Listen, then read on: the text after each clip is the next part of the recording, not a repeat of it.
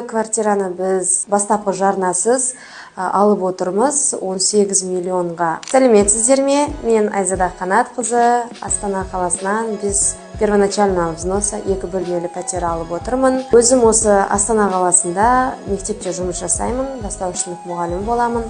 Ал жолдасым жеке кәсіпкер. Басымызбен, яғни жолдасым екеуміз 4 жыл көлемінде жалдамалы квартирада жүрдік. Осы квартираны біз бастапқы жарнасыз алып отырмыз 18 миллионға таптық. 2 бөлмелі, толыққанды, полноценный, яғни ремонтымен. Пәтер 56 метр квадрат, кухнясы барлығы полноценный, 2 санузел, 2. Толған айды біраздан бері танығаннан кейін ортақ таныс адамдарымыз өте көп. Басым көпшілігі осы толған айдың бастамасымен пәтерлі болып отыр. Соғыны көріп, көзіміз жетіп, енді жолдасымыз екеуміз